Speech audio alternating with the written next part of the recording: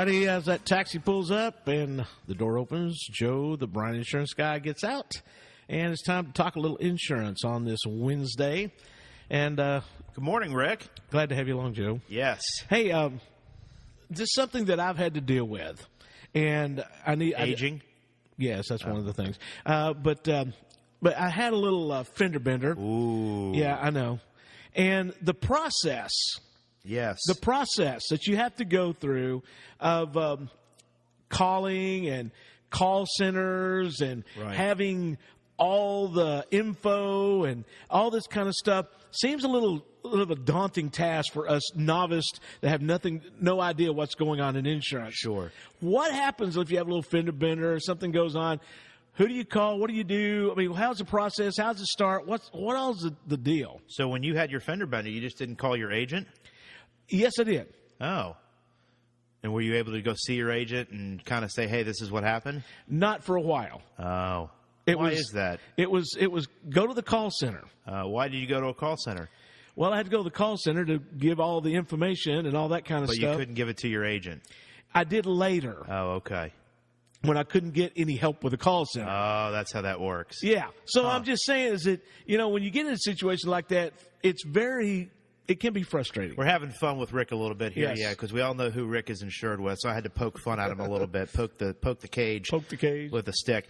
No, it's a very good question. We do run into that quite often, where whether it's a minor fender bender, hey, two cars bumped each other in a Walmart or United parking lot, to I got T-boned coming down the road, something crazy like that. Yeah, what is the process? And folks, I'll tell you, from a information gathering standpoint, with the technology that we've got these days with phones and having cameras on phones, I cannot stress enough to take as many pictures as you can. We had one situation with a gentleman over in the Metroplex called us and said, got into a fender bender. Both cars kind of pulled over. He got out, started, instantly took a picture of the license plate of the person that hit him, tried to get a picture of the guy. The other guy basically got out, and I think it was a young kid, got out, looked at the car, jumped back in his car, and took off. And so in a situation like that, you're kind of looking and you're like, well, what the heck do I do? As long as you can get as much information as possible, license plate is good because you can at least try to trace the car. If you can get a picture of maybe the other driver, that kind of helps as well.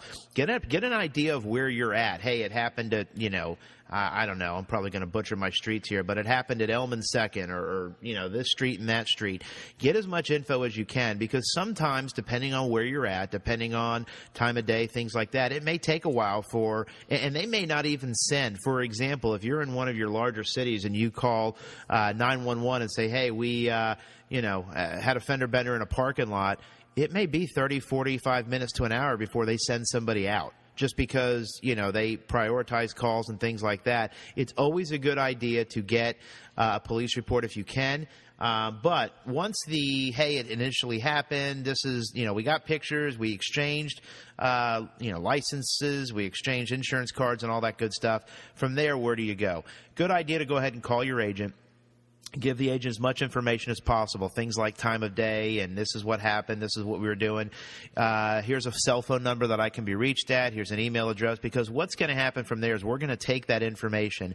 As agents, we are able to give that information to the company that you are insured with, but they're going to need to do their own investigation as well. And so what that means is we'll give them all the vitals, so to speak, VIN number, location, person, all that good stuff. And then they're going to give you a call and say, okay, in your case, okay, Rick, hey, tell me what happened, because they have to get that from you, because at the end of the day, the contract is between you and the insurance company. So we help facilitate that kind of back and forth a little bit. So they'll get your side of the story. They'll call the person that you were involved with, get their side of the story, get as many pictures as they can, see if they can get a look at your car, get a look at their car, things like that. And then from there, they'll base a decision on the information and the facts text that they've received, render a decision whether or not it's they feel it was your fault, whether it was their fault, and then figure out how everything's going to get paid. In a situation where it's a minor fender bender, scrape, paint scrape, something like that, where there's really maybe not a big need to get into a body shop, you can still drive your car, things like that. That's one of the major questions they ask. Hey, is the car still drivable? If it's a major accident and I got T-boned and the whole front part of my car got taken off, it's towed over at ABC, wherever, you want to let them know that as well. Hey, I can't drive the car anymore. It had to get towed. It's over here at this, wrecking yard, or it's over here at this body shop.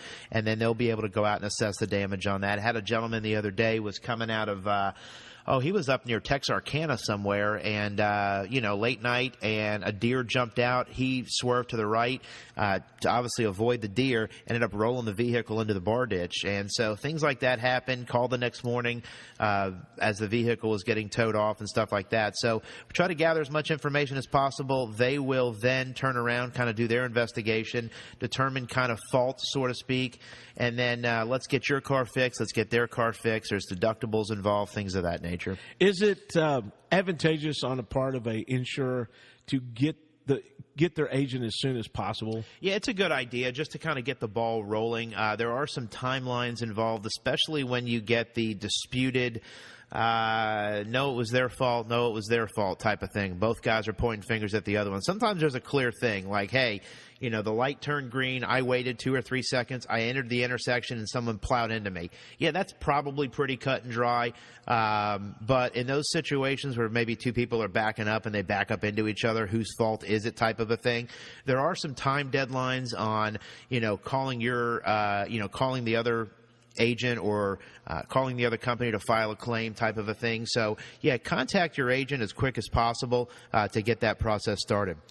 Now, let's say somebody's driving along there today. They don't know about their car insurance. They don't know a whole lot about insurance. They just know that they get a bill each month and they send it in. Or the infamous, hey, I don't even know who my insurance is with. Who my insurance is with. It comes out of my checking account every month. If someone needs to give you a call to ask questions, to find out these things, I mean, what do they call? What do they got to do? Yeah, it's real simple, 549-2525. You can call, talk to Ann, Lynette, myself. Be more than happy to take a look at what you've got, make some recommendations for you. If you maybe, we've got a lot of folks that are kind of venturing out, getting into the trucking business, maybe getting into a lawn service business with that about to crank up again. We've got some great commercial folks as well that can advise you on the types of coverages that you'll need, recommendations on this is the avenue you need to go. It's never good to learn that after the fact. Hey, I should have gotten this coverage or I should have gotten that coverage.